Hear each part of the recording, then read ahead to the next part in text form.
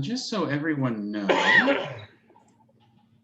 even though there's only three board members present currently, we are about to go live on Access Humboldt. So I'm going to fire us up as well. But obviously we're still waiting, so people are going to see some of our delightful conversations.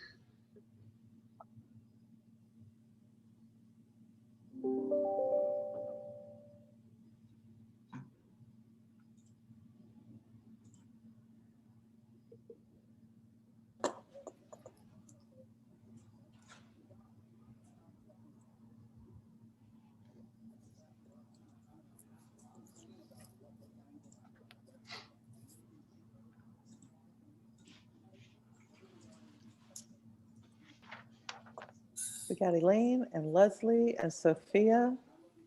I think we may have everybody here. Is that correct? We are currently missing Robin. Robin, correct. That's it. That is correct. Yeah, Robin is not in yet. I haven't heard anything from him. I don't know if you have, Jim. Say what? I have not either. 15.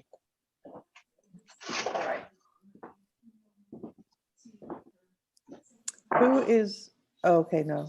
That's,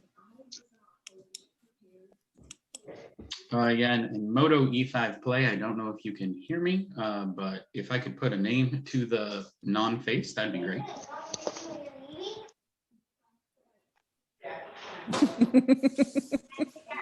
Hi, guys. Hi. You could put Mario Calson for the LEA in attendance. Mario. Excellent. Thank you.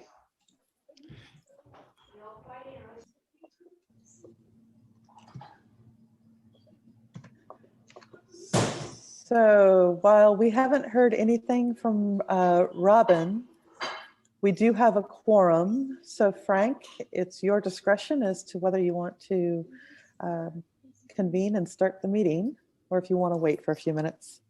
Yeah, we're only short one person at this point. That's Not correct. short anybody. For a quorum. Okay. I'm just gonna go ahead and start, and we'll get through this. So I'd like to call to order the monthly meeting of HWMA Board of Directors. Roll call, please. Herrera, Here. Castellano, Here. Hogan. I know she's hiding there somewhere. Bone. Yep. Smith. I don't even see him waiting yet. And Wilson. Here. Nice jacket, Tyler. Oh, thank you. Feeling snazzy tonight.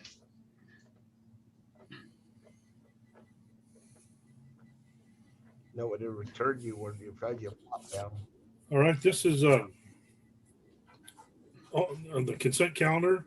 All matters listed under the consent calendar are considered to be routine by the HWMA board and will be enacted upon by one motion unless a specific request for a review is made by a board member or a member of the public. The consent calendar will not be read. There will be no separate discussion of these items unless pulled for discussion. The items are approval of minutes of February 11th and received January 2021 financials. Would anyone on the board wish to pull an item? Hearing none, is there anybody in the public that would wish to pull an item?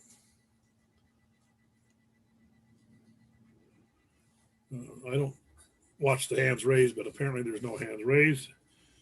So with that in mind, I will entertain a motion to accept the consent calendar. Make a motion.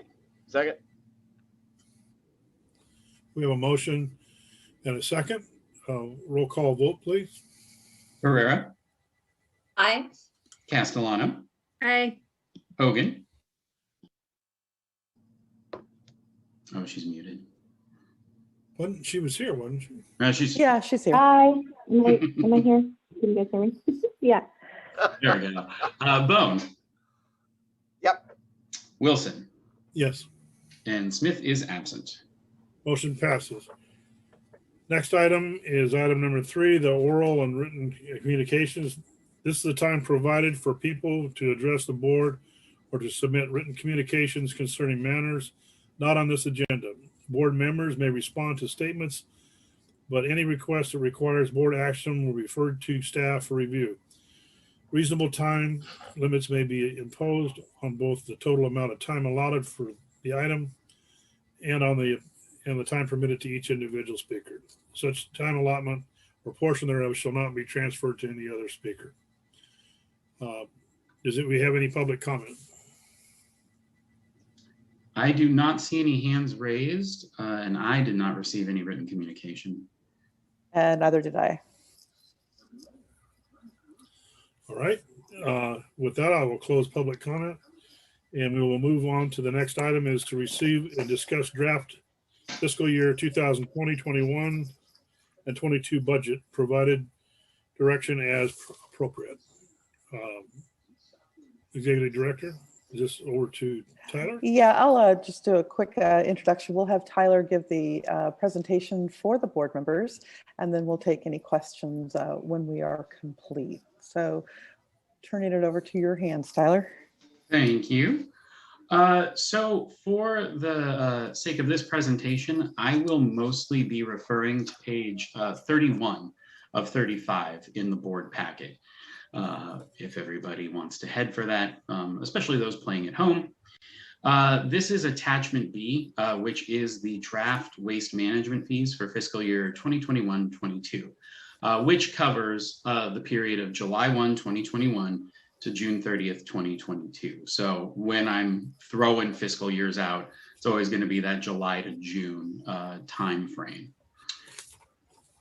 This is intended as something of a quick onboarding for our newest member, who unfortunately isn't here tonight, but in the replay will hopefully be able to help out a little bit. And for everybody, it's kind of a nice primer, so bear with me a little bit on this. HWMA creates its annual budget via estimation of annual tonnage. So when we look at attachment B, this is why I focus on this page so much. In a nutshell, it is almost the entire activity for HWMA. It covers approximately $13 million in expenses and therefore $13 million in revenue generated. And what we look at is estimating tonnage each year to determine how fully funded our programs are going to be and any problems we may run into. So at present, staff is estimating a total of 75,000 tons of solid waste in. Now, this has fluctuated in the last few years between about 72, 74, upwards of 80,000 tons. But we attempt to maintain the 75,000 ton limit, because if we overestimate and we overfund programs and depend on that money and it's not there, of course, we run into problems of supporting those programs through the entire year. At mid-year, if we find that we have more tonnage, a significant portion of that expense that is gained or that is created by that is going to be eaten up by the revenue that was gained. And then we can allot the additional revenue as needed to programs or projects that need that money. Or, of course, put that towards reserves for ongoing projects in future years. So there are 4 major components to our tip fees. As you'll see in attachment B, the 4 places we generate fees from are the Hawthorne Street Transfer Station self-haul and franchise fees. And these are the fees that we pay or we charge at the gate to any customer, whether it's a resident, commercial customer, or any of our franchise haulers. This is where a primarily 60,000 tons of our material comes from, but we don't collect all of our tonnage at the transfer station. We also have 2 satellite facilities which collect tonnage for mostly franchise route collection and the occasional residential drop-off for our member agencies. And those are, of course, the facility located with Humboldt Sanitation up in McKinleyville, and Recology Eel River down in Fortuna. They bring in primarily their franchise tonnage that's closer to those facilities because it saves everybody money. And that's really what we're here to do. But there is a component of that fee that we collect to make sure all of our projects and programs are fully funded. And finally, there are the countywide program fees, which are collected on every single ton of material that's generated in Humboldt County. Where this differs from the other fees is that there are tons that are delivered directly to landfill by neither franchise haulers nor HWMA. These are just residents and contractors. Very good example of this is Alves Construction, which generates a lot of C&D material and then handles it itself. They report that tonnage to HWMA. We bill them for those countywide program fees that are about $24, and then they pay us for those fees, which are then generally passed through mostly to the programs that they are listed here. We'll go through those in just a bit. So as mentioned, these rates generate about $13 million in revenue, which is spent to maintain the various operations and programs that HWMA provides. The components, as you'll see on attachment B, are three very distinct portions. I'm going to start from the bottom and move up because it's a little bit easier to understand, I think, that way. So the first component is our facility fees. These are the fees that we charge at the Hawthorne Street Transfer Station specifically for management of that facility. Most all of this money is either based on the operating and indirect costs for maintaining solid waste operations at the transfer station, or the long-term debt that we have created to have the transfer station and have the operations that we currently use. Other smaller components are things such as asset acquisition specific to the transfer station itself, and some smaller components of hazardous waste and recycling. You'll note that for our satellite facilities, there's a big orange box. And that's another reason I like this page. It's the only one that's got color in my extremely boring sea of budget documents. This portion represents a part of the operations that HWMA doesn't want to and cannot control. These are the facility costs that Recology Eel River and Humboldt Sanitation charge to maintain their own facilities while collecting our satellite fees. The portion that we charge them is almost entirely transportation and disposal of solid waste. It's the only part that we cover. It's the only part that they expect from us. And therefore, in return, if you're ever part of their contract negotiations, if you're ever looking at the contracts, you'll notice that the rates are going to differ from our rates for franchise because those facilities need to charge what they need to charge. And we aren't always privy to those, which is perfectly fine. The second portion is the base fees. These are the fees that we charge to our ratepayers in our jurisdictions for a number of programs and items that they've all committed to through board action. So additional expenses at the Cummings Road landfill, above and beyond our pledge of revenue, which I'll get to in a minute, universal programs, recycling programs that are still provided, often directly at the transfer station, and of course, administrative fees for my staff and I to maintain billing and reporting for all of the different tonnage. These are all charged solely on satellite fees and Hawthorne Street transfer station fees.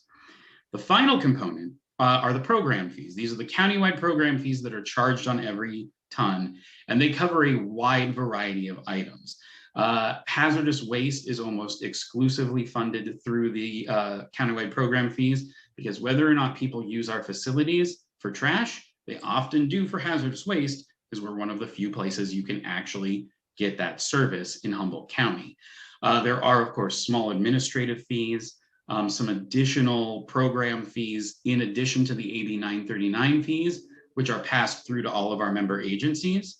And then there are those items that are set by other agencies. And these are primarily the code enforcement fees for the county environmental health local enforcement agency, which oversees all of the regulatory permitting for all of the transfer stations and charges a fee set by the California Code of Regulations to every transfer station for their work. The other two are the Table Bluff landfill maintenance fee, as well as the rural container site operation fees that the Humboldt County Department of Public Works charges to maintain rural container sites and maintain the Table Bluff landfill. And those are set by our JPA. Those are costs that we send to the county specifically to maintain those. And every year they reevaluate those costs and let us know if there are any increases or decreases in those fees. And this, again, will become important just a little bit later. However, when we look at the budget as a whole, the assumptions that we build on it are not just tonnage. For the draft budget, there are a number of assumptions that build the numbers you're looking at currently to reach a balanced budget. Notably, there's a 2% CPI applied to every contract that we have. This is mostly for transportation and disposal, but can also apply to our rental agreement with Recology Humboldt County for their rent of 949 West Hawthorne. A lot of the information that goes into these assumptions, I received between March and April. In fact, in the week between sending out this board packet and this meeting, I've already received new numbers. That means, of course, that they're going to change slightly for the final budget, but we attempt to keep them as reasonable as possible so that those adjustments aren't going to be a surprise when we get to the final budget. And part of this is because we have to put the budget out in May so that our member agencies have May through June to coordinate fee increases with their franchise haulers. So that's why we've always presented in May. That's why we're always about a month or two early on our draft budget, so that we're considering our changes well in advance of anything that our member agencies need to see. The problem, of course, is in the draft, I'm giving you some best guesstimates, and that CPI is one of them. The other one is I do my best guess on increases for personnel costs, and this relates to insurance increases, workers' compensation costs, CalPERS benefits. Some of these I know, some of these I don't quite know, but I do have historical data to build upon. And I build those into our payroll numbers, again, to lessen the impact of the final budget's actual numbers. Included in this year's assumptions, there is no cost of living increase to our employees. We didn't do one last year either because we implemented our new salary plan from our salary survey, which was completed in 2020. And between that salary survey, some of the things that happened during the pandemic and some of the challenges there in making sure that our staff was safe, but was also working. And of course, merit increases for the activities that our staff is performing anyway. We feel that our staff has gotten a pretty fair shake this year, in addition to helping us deal with the pandemic.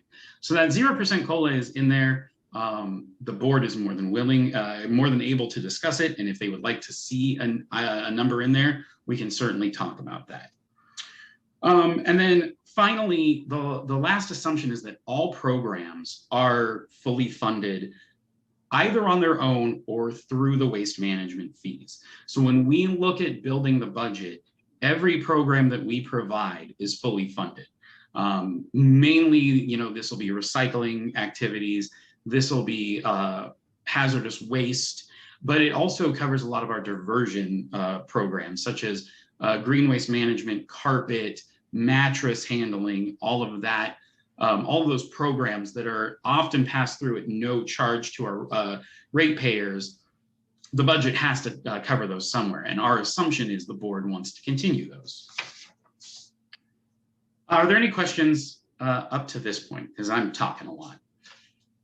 Doing a great job. Thanks. A little water. Here we go. So the second component to the budget is our capital projects, our reserves, and our long-term debt. I'm going to start with our long-term debt because it's both exciting and like one of the primary chunks of our annual budget.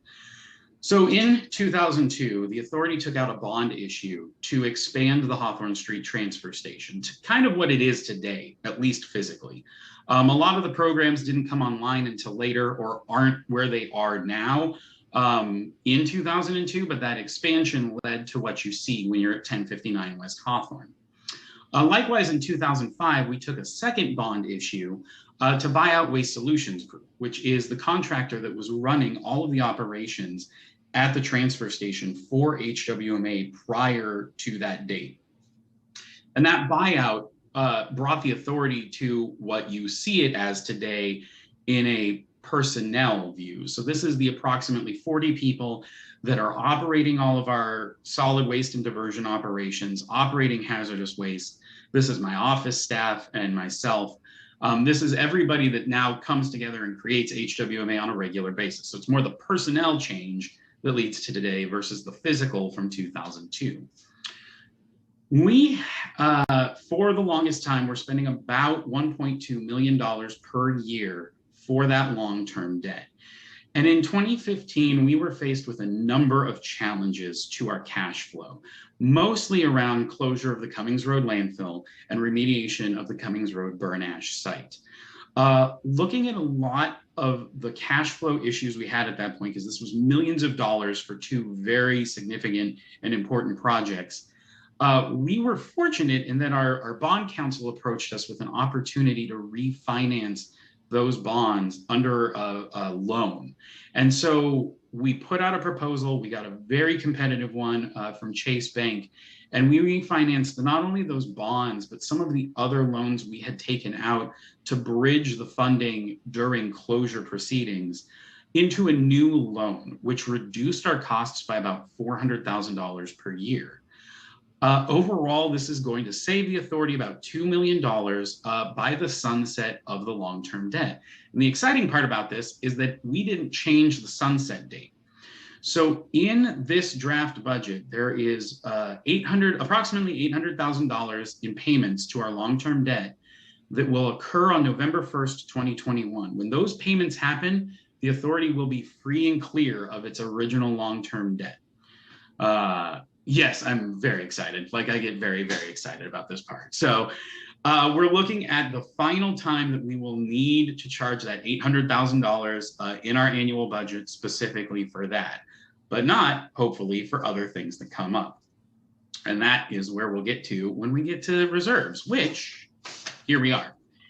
So as a brief review of our reserves, reserve policies set by the board have established 4 reserve funds. The first is an undesignated reserve, which is set at 15% of current operating costs in the draft budget. This is our absolute emergency fund. It is utilized for either projects that come up mid-year that could not have been foreseen at the beginning of the year. A great example is when we implemented the carpet care recycling program. We were told all of the costs would be covered, but we didn't know for sure how long that was going to last. And so we knew that we could utilize the undesignated reserves to balance that as needed.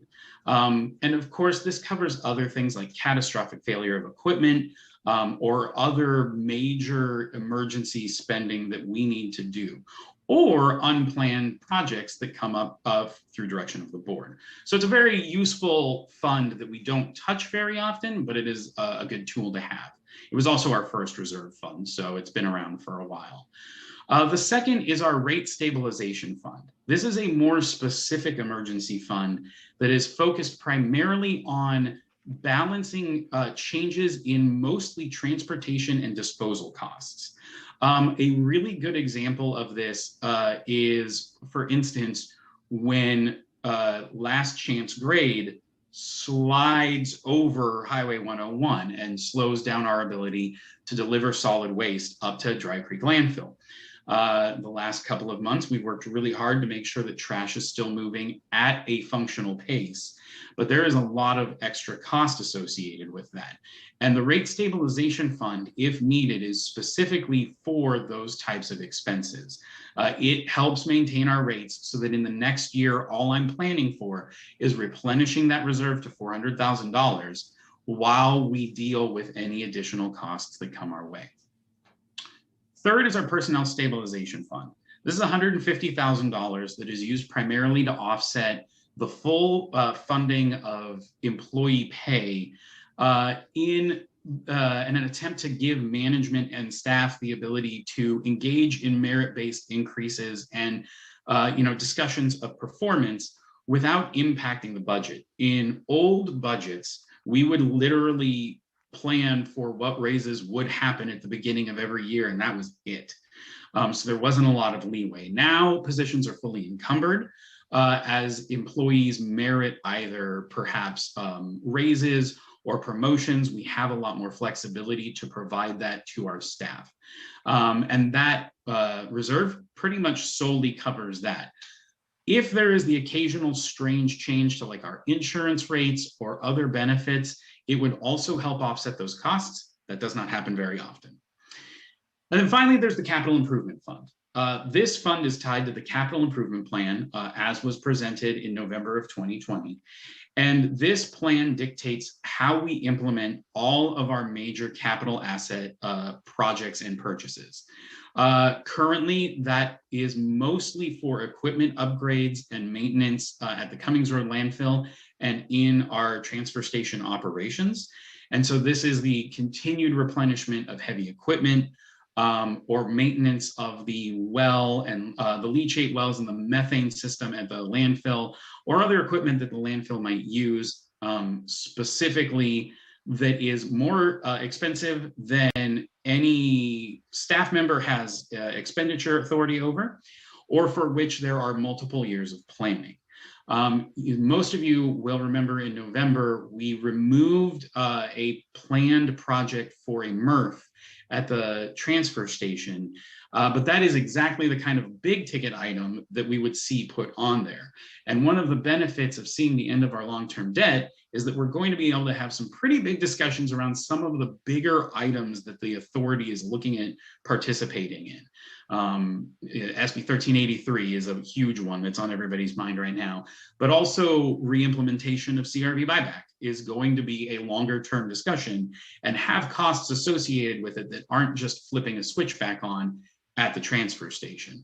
And so when we look at that plan and the fund, we make sure that the fund has enough money to handle the projects currently, but also where capable, future projects as they have already been outlined. And it always bears repeating that while these projects are in the plan, nothing is set in stone until the board takes action on them in a subsequent meeting. These will always be brought before the board of directors. So with the draft budget, we are looking for direction from the board on a very few specific things.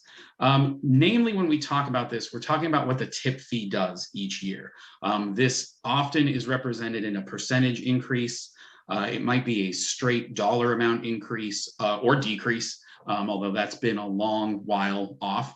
And so we look to the board to guide us in terms of what the tip fee is going to do, because it ultimately impacts not only our ratepayers at the gate, but all of your franchise contracts, our satellite facilities, and occasionally everyone who pays those countywide program fees. I think it bears mentioning where the tip fee has been for the past few years. So in looking at what we have in fiscal year 2015 and 16, we requested and received an approximately 1% increase in tip fees. That is the last time that we have changed tip fees since, which is a pretty big thing for the authority. We haven't had that level of stability pretty much ever.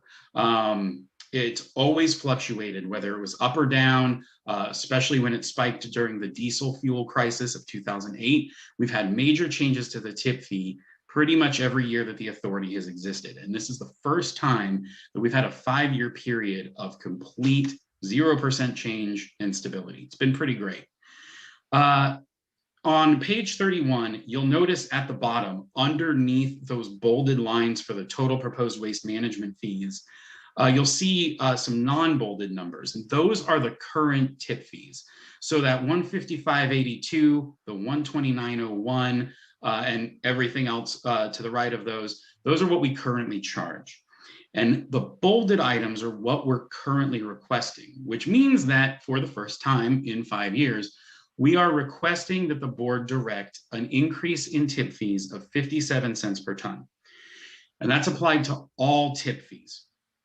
The reason is, for the first time in about 4 years, the county LEA has requested an increase in their countywide pass-through fee from $3.13 to $3.70, which is 57 cents. And there are two ways to approach this, and we are asking the board to just apply it to the current tip fee. The other way, as I mentioned before, there have been no changes in tip fees for 5 years, but 4 years ago, there was an increase to the LEA fee. And the reason we didn't change tip fees is at that point, staff had committed to the board that we would attempt to provide 3 years of stability. Of course, humble bragging that we got to 5, which makes me happy.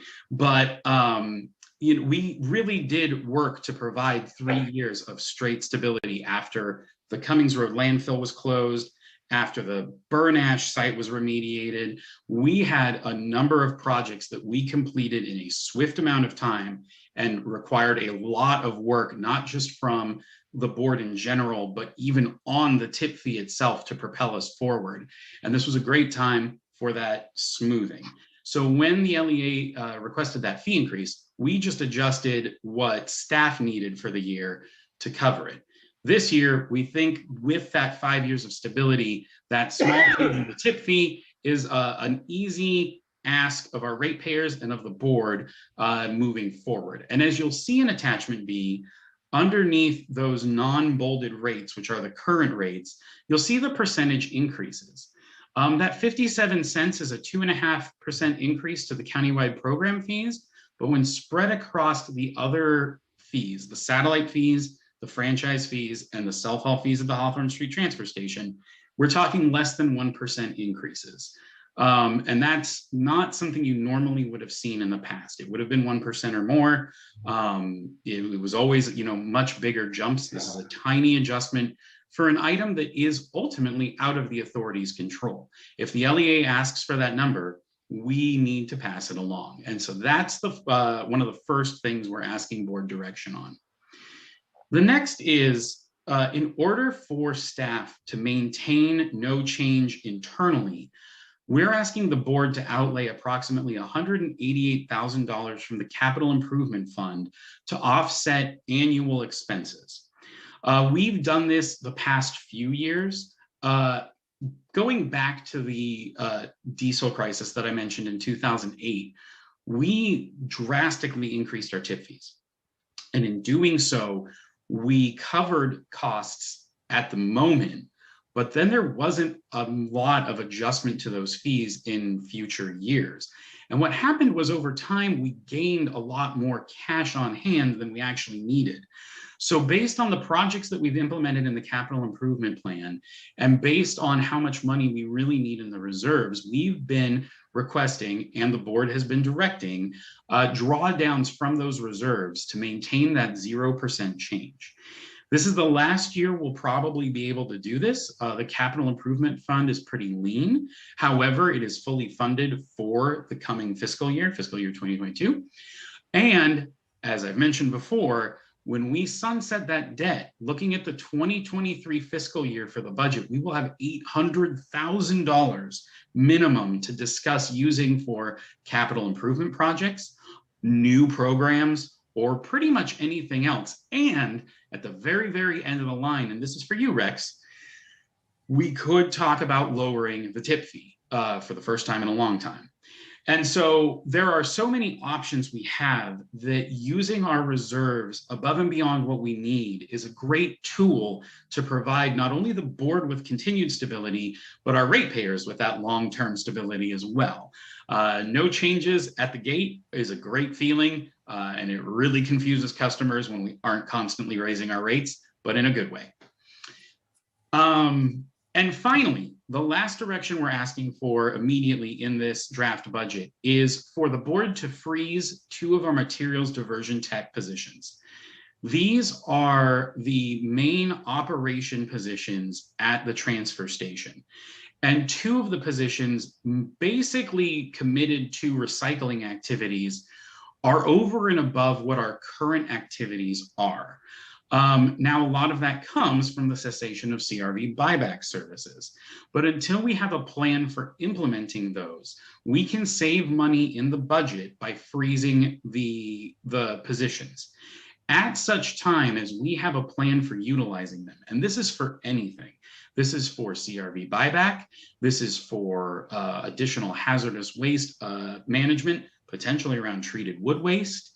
Or any other program that we may be asked to implement that we need bodies for, the board can unfreeze those positions. But during the year, we'll recognize savings if they aren't filled from the beginning. And by freezing them, we save money at the outset, which again allows us to maintain the stability in those rates. That's to the tune of about $150,000. So it's not a small ask, but it would be reflected in the tip fee if we don't currently freeze them. And it is kind of a discussion thing. Tyler, Yes. how many positions are we, or how many people aren't working because we're not doing CRV now? 2. It's literally, so funny enough, we've had 2 either retirements or people who have quit and moved on. And we just haven't refilled those positions. Everybody else on staff is working. So what are they? Okay. Because we used to have a lot more than 2 people taking CRV before. It's mostly the way the numbers work out. We usually would provide the entire staff almost fully devoted to CRV. But of course, there's other projects going on in the recycling center. So rather than having 8 people devoted full time to CRV and then other recycling activities, we now have 6 doing all of the services over 7 days. So that 2-person difference is really just the cost of providing CRV at the moment.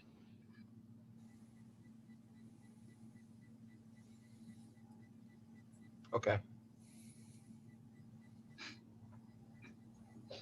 And it's just right now, we're still feeling out a lot of our services. So I have to admit that like part of this is we're pausing those while we're trying to utilize the rest of our staff as efficiently as possible without costing jobs. So we are using everybody and we will use them to enhance the services we currently have. The pause is on the people that would basically directly impact services that we aren't currently providing over and above. So yeah, in review of that, basically the main 3 directions we're asking from the board tonight, which are already built into the budget, are to freeze those 2 positions, to outlay the $188,000 from reserves, and to direct the 57-cent increase in tip fees, which all will be reflected in the final budget as well with those final tweaks.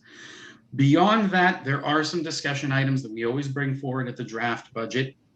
We have included $15,000 for the RMDZ, which is the Recycling Market Development Zone. These funds are currently going to the Humboldt County Economic Development Division. Allison Tanz has provided us with a scope of work for the coming fiscal year and will be providing us with a report from the last year. Of course, they've hit some struggles with the pandemic, as we all have in getting projects done, but they have a lot going on and have, again, requested that $15,000, which the board has always been very supportive of, and so we have continued to include it. And finally, going back to the CIP, even though it isn't included in the draft budget, it is an item which the board can direct new items into as they desire. So if there's a project or a program that we haven't considered yet that you'd like to see funded in this budget, it's certainly something staff can take back and work on. I would caution, again, we do have sort of that blank slate coming up in the next fiscal year to consider. Before we add too much to this year, where we are running quite a bit tighter, but we're still providing a very minimal increase to the tip fees.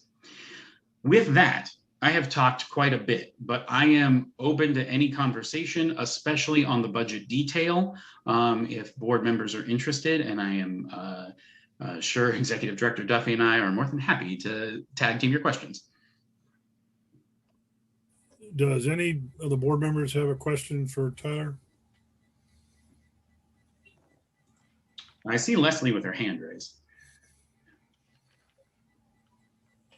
Unmute, ask away. Thank you.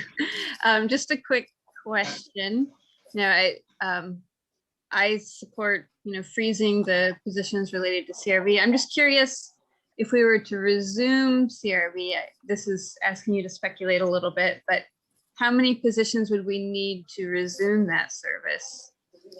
So my answer to that, and Jill may have a different answer or a little bit more to add to it, but if we were to resume at the facility, we're talking 2 positions.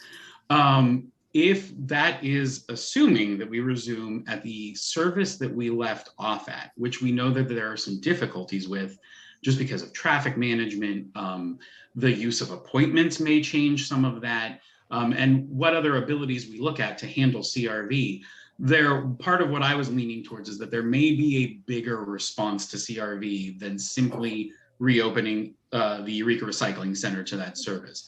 But if we are to do it right where we're at right now, 2 positions, both of which can be handled from either the Personnel Stabilization Reserve and or the Rate Stabilization Reserve.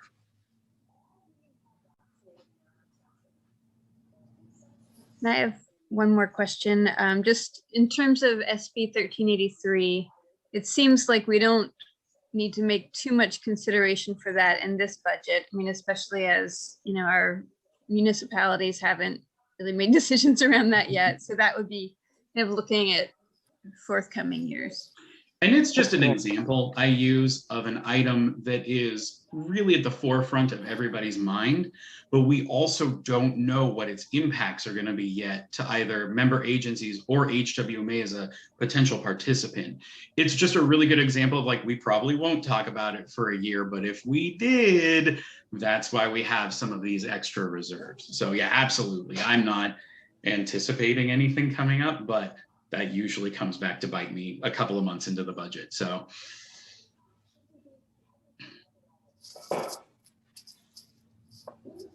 Does anyone else have a question for Tyler? Rex is looking deep in thought. No, I'm good.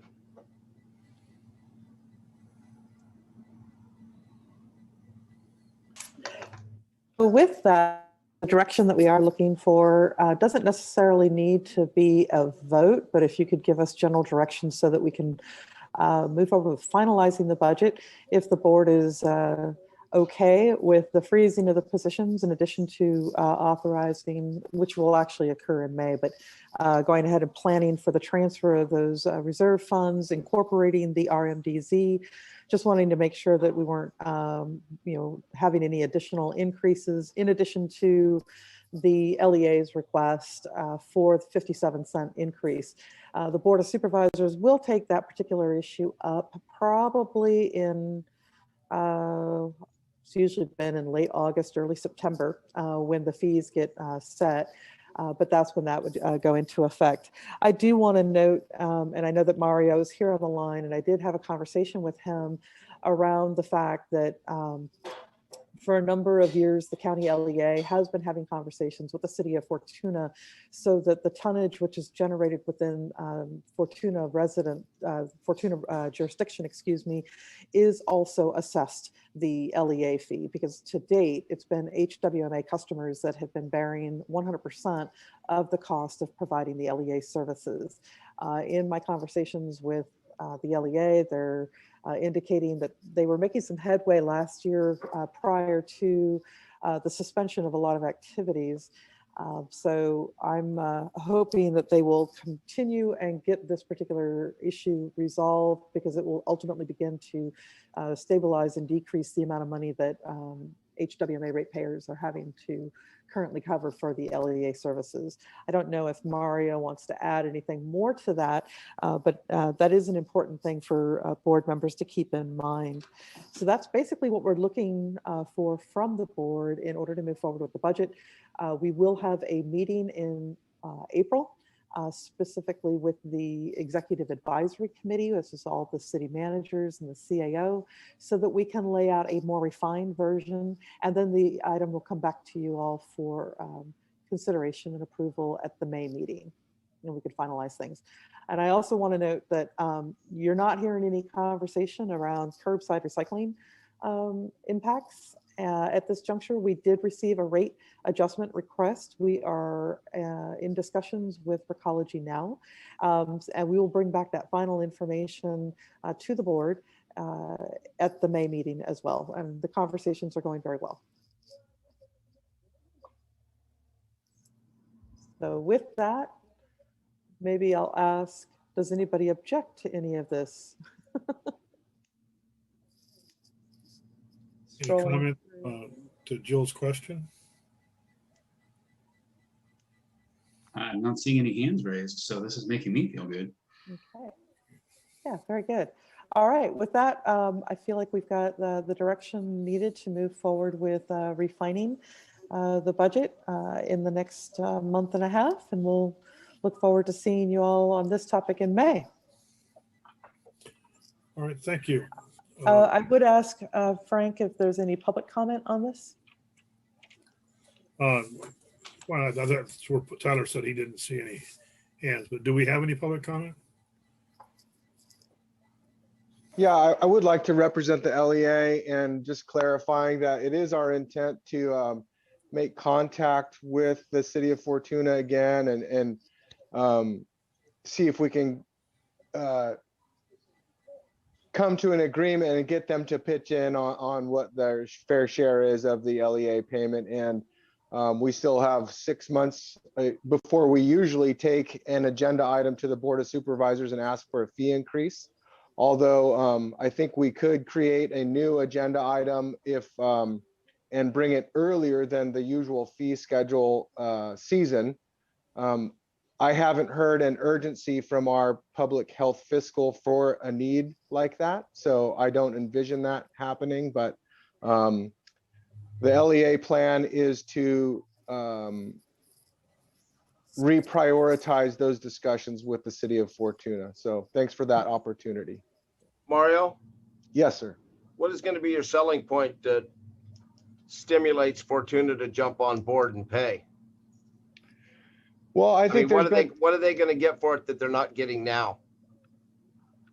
Well, the PRC requires that they pay. They're currently being subsidized by other ratepayers in HWMA. The LEA does provide services within the city limits, which they benefit from. And Like, we investigate complaints. We help with solid waste sites. Currently, the LEA is ensuring that there's no landfill gases with the Allen Mackey site and things like that that are responsibilities of the LEA, and they provide a health and safety protection service and satisfy the mandate that is a state law.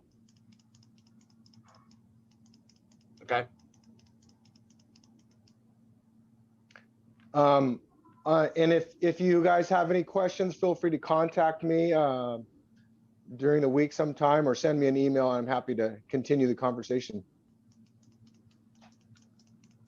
Thank you, Mario. So with that, I think we will, if there's no other members of the public that would like to address the board at this juncture, I'm not seeing anybody either. So I'm just not wanting to move off too quickly, just by virtue of having limited vision here. I don't see any hands raised, so. Okay, so with that, we'll be moving on to our next agenda item, Frank. That next item is item 5, standing item is review update on CalRecycle CRV beverage container program. Yeah, great, thank you. So it'll be my turn to go through a few things. So one thing I do want to note is the county CAO's office submitted a letter similar to the ones that the cities have taken up, urging that representatives take urgent legislative action to provide CRV relief. And the city of Eureka also approved a letter on February 16th. And those letters have been collected and forwarded to multiple organizations like CSAC and RCRC and California League of Cities in order to help continue elevating and promoting an awareness of this at the statewide level. I do want to note that over the last few weeks, there have been some legislative activity pertaining to CRV. And on Friday last week, that was the last day in which to introduce legislation for this session. There were 3 spot bills or placeholders that were introduced, and then there were 2 full bills that were introduced pertaining to CRV. SB 451 proposes to increase the number of pilot projects from 5 to 10 total, and that will extend that time frame to 2023. We talked about this at the last meeting. Now the legislation has been introduced that would enable that. AB 1067 is authored by Assemblymember Ting, and that particular bill would require the Cal Recycle to approve or deny completed recycling center applications to a 45 calendar day window instead of 60 days from the point that an application is deemed complete. So it's just basically a shortening, pretty limited bill. AB 1311, which was sponsored by Assemblymember Wood, basically makes non-substantive changes to the bottle bill. Specifically, it discusses some beverage container definitions. That could, however, change as the session goes on. And as I noted, those placeholder bills do contain minimal content. There's a couple of other bills to be watching for. Senate Bill 38 is authored by Assemblymember Wachowski, and honestly, this is the one that actually has a lot of potential promise in that it would change. It would bring change to the bottle bill and turn it into a stewardship organization, and look more like Oregon or Michigan. And it would probably be a bill that a lot of recyclers will end up supporting. Another bill that's been introduced is SB 1454, which is authored by Bloom and O'Donnell. And honestly, at first blush, AB 1454 appears to be reasonable because it establishes an advisory board to Cal Recycle and will allow Cal Recycle to designate regional convenience zones serving multiple unserved zones and require that recycling centers pay consumers the CRV value at the time that they bring the material in, which they already do for us, or within 5 days if they are paid using electronic payment. So I think it's really geared towards those recycling centers that are doing electronic payment for material. And that Cal Recycle would also amend the processing fee payments for those materials whose scrap value is less than the cost of processing. However, I want to note that there have been a number of revisions to that particular bill, which have been more to the benefit of the waste haulers, the grocers, as well as beverage manufacturers. With the creation of a 9-member advisory board, they don't have any identified authority to make legislative changes. Cal Recycle would be required to consult with the board, but it does not appear that the board would actually have any way to give direction or reject what is being proposed to them. So Cal Recycle would be initiating different reviews or expanding their policies and guidelines, or budgetary changes impacting the beverage container program. And basically it ends up at this juncture looking like it would be more of a bureaucratic hurdle. It would provide collection haulers an additional $25 million. And then of course, with the exception of potentially more exemptions, there's no changes or responsibilities to grocers as the obligated retailers. And of course, it does not address the issue of the beverage manufacturers. There would be a slight increase payment for processing payments to all recycling centers of about $1,800 per month. And a proposal to, instead of having just a singular processing payment, they would break it up into large, medium, and small instead of the singular one, but it would keep the statewide average formula, which of course is one of the reasons that we've seen so many of the smaller private recycling centers here on the North Coast fail. So it's not quite the fix that we would be looking for. So essentially, the bills have been introduced. They're going to be working their way through committee, and they've got 2 years to become either approved or they will die. And of course, Cal Recycle would still need about 2 years in order to write the regulations for implementation. So we're still looking at a pretty far horizon. So recognizing that, there have been about 10 different groups that are now calling on Governor Newsom specifically, urging him to modernize the California's beverage recycling program, stating the obvious of what we all know. And the letter does point out that with over 1,300 beverage container redemption centers closing across the state, there are numerous communities who don't have a center for their residents to recycle the cans and bottles and reclaim their deposit. One of the things that was kind of interesting in their letter that I want to just call out is they've identified that statewide, it's an average of just one redemption center per 23,000 people. However, in the Bay Area, the figure is 1 in 60,000 people, which is, an even worse ratio as far as a deposit program. And then of course there's Humboldt County, in which we don't have anything either. So the groups are all urging the governor to take action and really focusing on having that consumer convenience with high collection targets and manufacturer responsibility and whatnot. So with that, that concludes the CRV update.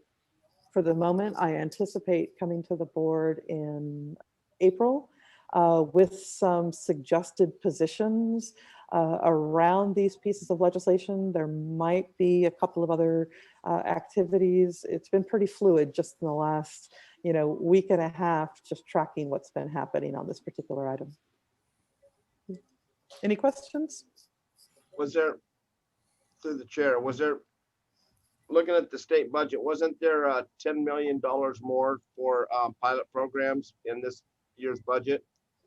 I believe that's been put into the budget, and I think that was going to be done through an appropriation directly through Cal Recycle. I don't think they needed to have legislation to make that happen, but I'm not quite certain about it, and I haven't No, it was seen in the yet. budget. There was no legend. Yeah. Okay. Yeah. But are we going to maybe try for something along those lines this time?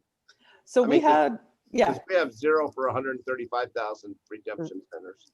Correct. And so we can't apply obviously until the bill is approved, but at the point that we've got an opportunity, we'll be going back to the plan that we proposed, see if we can make some improvements and move forward with that. So Cal Recycle staff has indicated that the earliest that they'd be looking at having applications available would be mid-July or August, providing everything lined up correctly. So can we put out another press release that says if you're waiting for your recyclables, it ain't gonna happen? I mean, I still get 4 or 5 phone calls a day. I mean, go, well, how come I can go to Crescent City? And I'm going, because they're 90 miles smarter than we are. Right. I mean, I don't have a good answer why Crescent City does it. And we abandoned ours. I still don't have a great answer. Okay.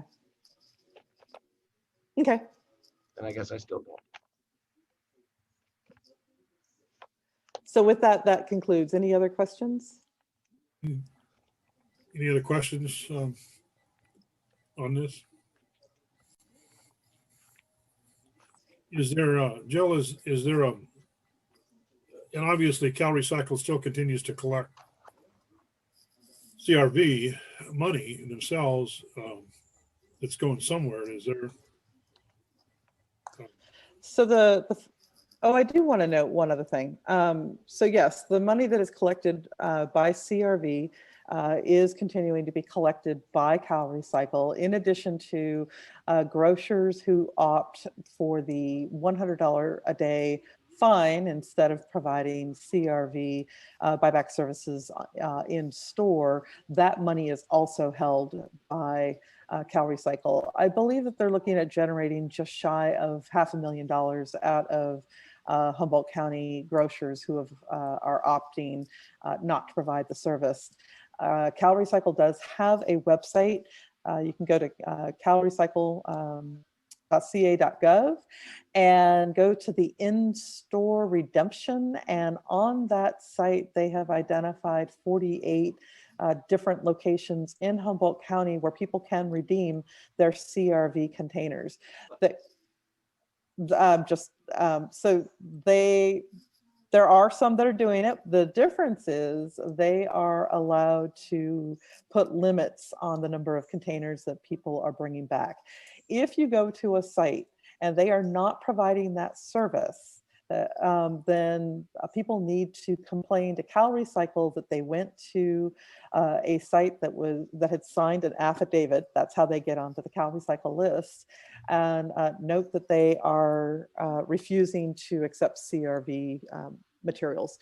It doesn't deal with the backlog of pounds and pounds of CRV, but it is a doorway which is opening for people to begin collecting their deposits back. Jill, the problem being is, what do they do with them after they pay and let them bring it in? I mean, what they're doing, and I'm watching all these guys write their checks because I get copies of them every time I'm writing another check. Mm-hmm. They're just doing the same thing we did. We're not taking any more, but we collect $500,000 a year to help with our recycling programs. I'm just feeling somewhere that we're dropping the ball, and I don't know what it is. I mean, we years ago HWMA took this on, and then when we couldn't do it anymore, and I just feel like we're letting the people down, and now we're taking the easy route out. Let's give it to the grocery stores. The grocery stores are going to write that $3,100 check every month, but it's not coming out of their back pocket. It's coming out of our pocket again. So we're paying. They're picking up another $3,100 plus the nickel. Completely agree. I just don't feel like we're doing enough, and maybe that's just me, but.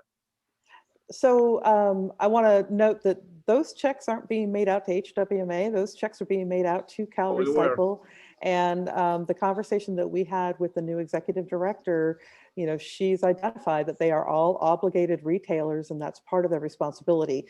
That is one of the reasons why the Wykowski bill looks to be more attractive, because it shifts the model from being built on the grocery stores into a stewardship program where you have standalone type of redemption centers. And the way the bottle bill was initially put together was not that the material was going to recycling centers, but the material was being collected by grocers. And that is where the fundamental framework of the program was developed.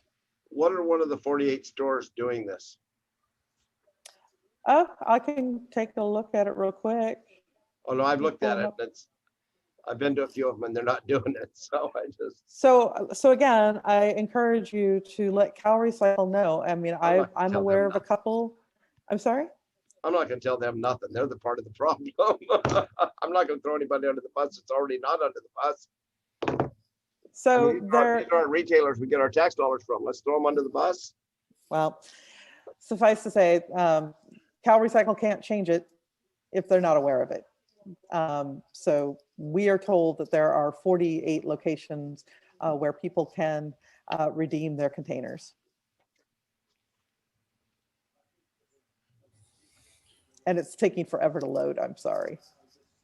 Well, then Rex, our CalRecycle says there's 48 locations, and then you're saying there's really nobody. I haven't been able to find one. I'm gonna relook again at the site, but I'm not walking around with a bag of cans walking into the store. But you would see that activity, I'm sure, and you don't see anybody saying it. Has anybody recycled anything in the store? Yeah.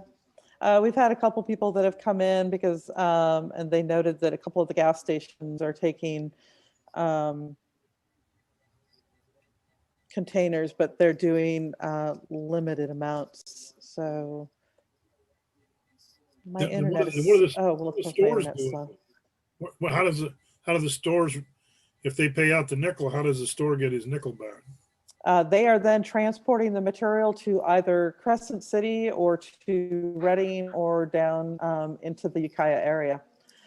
So Broadway Gas for Less, Eureka Natural Foods, Fairway Plus, Redwood Market, Smart Foods Service Warehouse, also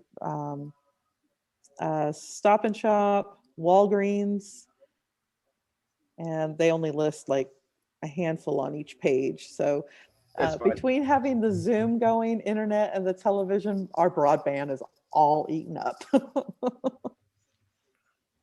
So yeah, those are a sampling of locations that have agreed to provide those services to CalRecycle. Quick question to the chair.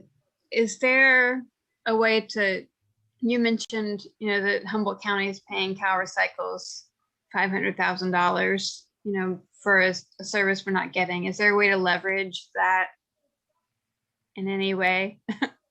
Are you referring to me? Yeah. Okay. So that's been one of the conversations that we've had with both Senator McGuire and Assemblymember Woods' office. And if you think about the letters that all of your organizations have submitted in addition to our letter, we have been asking, can the money that is being directed to CalRecycle, can that stay within the county to help to facilitate the development of CRV redemption sites? Under state statute, that money is collected by CalRecycle and they hold it into a pot. They have no discretion. Then they have to be given authorization from the state legislature as to how that money is utilized, which again is why we've mentioned that in those letters to our state representatives.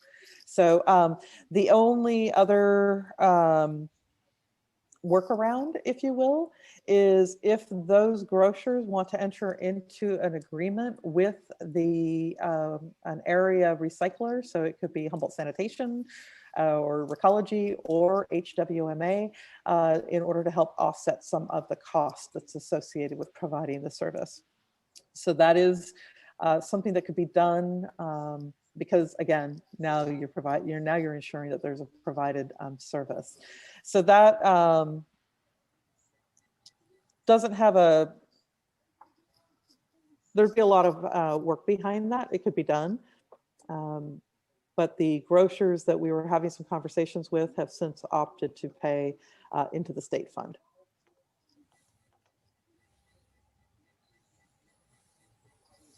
Hope that helps. Any other questions?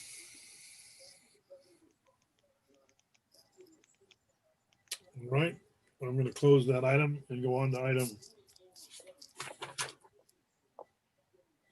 6, which is standing member reports. Are there any how to do a roll call, or how do we do any agencies have anything to report? Usually I do a roll call for this, Frank. Why don't you do a roll call then? Absolutely. Pereira. No report, thank you. Castellano.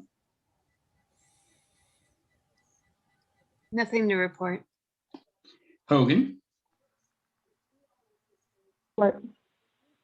Bone. No, I've got some stuff on SB 1383 that I think Jill has from the Rural Counties Environmental Services Joint Powers Authority. Yep. That is probably going to help some of us in our far-reaching areas.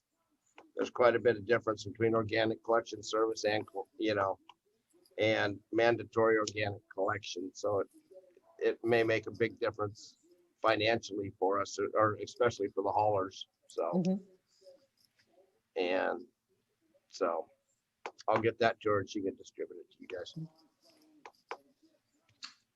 And Wilson. Nothing to report.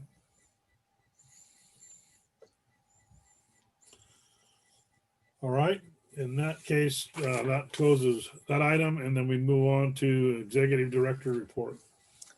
So as follow-up to our green waste dilemma that was reported at the last meeting, I'm happy to note that green waste is once again being accepted by Mad River Hardwoods, and Wes and Teresa Green have resumed ownership and operation, and they've changed the West Green Landscaping's name to West Green company.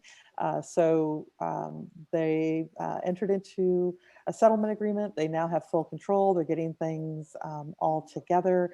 And I really want to thank Humboldt Sanitation, in addition to Recology, and especially Dry Creek Landfill for helping to bail us out during a few weeks there, while the family members had an opportunity to resolve the dispute and to reopen and resume the green waste businesses. Our transportation of solid waste, as board members are likely very well aware, was both delayed and interrupted because of the ongoing highway closures that have been associated with last chance grade since about February 15th. So again, we transport approximately 170 tons per day of member agency material and public public trash through that road section. And when the highway is closed, we were having to, we stored it for a little while, but then we had to haul it over Highway 299 up to 5, staging the trailers in the Anderson area so that another truck can come down.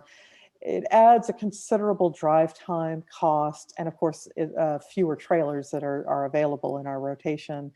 On the 24th of February, some HWMA material was hauled to Potrero Hills, which is located in Suisun City. Some of our older board members, if you will recall that we were having material transported down there underneath our prior agreement with Solid Waste of Willits. And so the county, LEA, as well as Cal Recycle were notified, and they approved of the temporary change of destination. And so while there's a slight cost increase, the overall cost was less expensive than the Highway 299 I-5 route. Gary may be available to speak to this when I am complete with my presentation. Again, just really want to thank, I can't begin to, appreciate Bettendorf and Dry Creek for all of their ongoing and vigilant efforts. And there's just been nimble responsiveness. There's no other word for it, ensuring that all of our material is getting picked up and hauled out in a timely manner. With respect to treated wood waste, that particular activity has been sort of suspended for the moment because of some of the disruptions that we experienced between the green waste and the solid waste, coordination. So we haven't been able to quite resolve the questions related to DTSC before applying for a variance. And of course, Dry Creek Landfill will also be required to get a variance from DTSC. So that is something that we will continue working on. In December, I let the board know that our solid waste permit was approved by the county LEA as well as Cal Recycle in December of 2020.